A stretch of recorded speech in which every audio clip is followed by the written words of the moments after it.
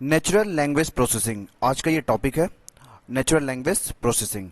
Natural language processing basically क्या है? Artificial intelligence का एक पार्ट है। आर्टिफिशियल इंटेलिजेंस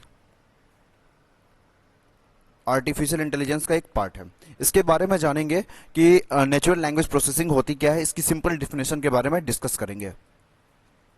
सबसे पहले बात करते हैं कम्युनिकेशंस की। कम्युनिकेशन सपोज करिए यहाँ पे 3% दिए हुए हैं, पहला, सेकंड एंड थर्ड, 3% दिए हुए हैं।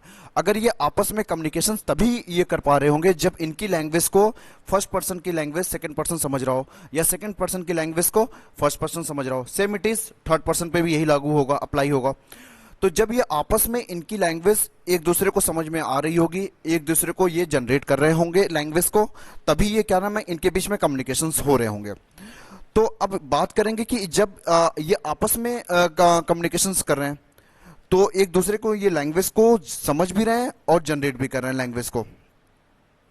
तो अब बात करेंगे यहाँ पे कि जब एक पर्सन मशीन के साथ कम्युनिकेशंस कराना है, ठीक, तो मशीन को यहाँ पे मशीन को ह्यूमन लैंग्वेज को क्या आनी चाहिए, समझ में आना चाहिए। मतलब मशीन ह्यूमन लैंग्वेज को अंडरस्टैंड कर सके, ह्यूमन लैंग्वेज को अंडरस्टैंड कर सके, ह्यूमन लैंग्वेज को जनरेट भी कर सके, जनरेशन भी आना चाहिए, जनरेट भी कर सके। तो ये किसके बिहाफ पे होगा कि जब एक मशीन ह्यूमन लैंग्वेज को अंडरस्टैंड और जनरेट कर सके, दोनों, वो किसके बिहाफ पे होगा? वो आपका होगा एनएलपी के बिहाफ पे। सपोज करिए यहां पे आप गूगल असिस्टेंट का यूज करते हो, ये आपका दिया हुआ गूगल असिस्टेंट। तो गूगल असिस्टेंट का जब आप यूज कर रहे हो तो ऐसे पर्सन, ऐसे ह्यूमन बीइंग जब आप कम्युनिकेशन कर रहे हो किसके साथ? Google assistant. गूगल असिस्टेंट क्या है? आपका एक डिवाइस है, एक तरीके का क्या है, डिवाइस है। तो जब एक पर्सन डिवाइस के साथ कम्युनिकेशन हो रहा है तो ये आपका गूगल असिस्टेंट जो है वो आपकी लैंग्वेज यानी ह्यूमन लैंग्वेज को अंडरस्टैंड भी कर रहा है। अंडरस्टैंड सबसे पहले करता है, फिर उसके बाद क्या करता है, जनरेट करता है। जनरेट किसके फॉर्मेट में करता है? या तो वॉइस के फॉर्मेट में, या तो फिर टेक्स्ट के फॉर्मेट में। या तो वॉइस के फॉर्मेट में करेगा या तो फिर टेक्स्ट के फॉर्मेट में करेगा। तो ये पूरी प्रोसेस किसके बिहाफ पे डन होती है? एनएलपी के बिहाफ पे। यानी एनएलपी आपका एक तरीके का मीडिएटर का काम करता है कि ह्यूमन लैंग्वेज को, मशीन को क्या करता है, ह्यूमन लैंग्वेज को अंडरस्टैंड और जनरेट करने का काम करता है। इसकी सिंपल डिफिनेशन समझते हैं। Natural language processing is a branch of artificial intelligence that enables computers, या फिर यहां पे मशीन भी लिखा जा सकता है, मशीन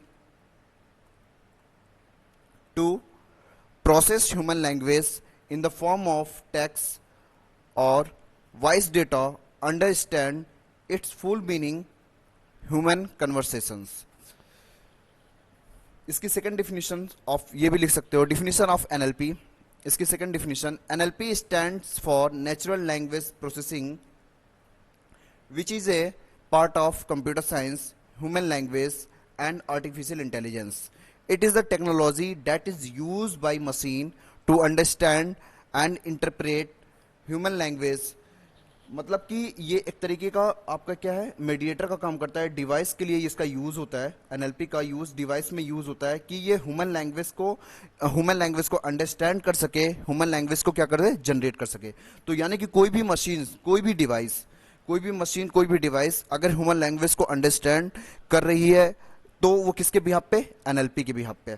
यूट्यूब पे आप सर्च करते होंगे, यूट्यूब पे आप जब सर्च करते हो वॉइस के थ्रू, तो वहां भी क्या है, जैसे ही आप वॉइस से कोई भी डेटा अगर आप बोलते हो तो वहां पे क्या होगा कि सबसे पहले वो लैंग्वेज को क्या करेगा, अंडरस्टैंड करेगा। अंडरस्टैंड करने के बाद जैसे ही अंडरस्टैंड हो जाता है उसके बाद वो टेक्स्ट के फॉर्मेट में राइट हो जाता है। यानी कि फिर टेक्स्ट के फॉर्मेट में क्या करता है, मशीन जनरेट करता है। किसके बिहाफ पे हो रहा है? एनएलपी के बिहाफ पे।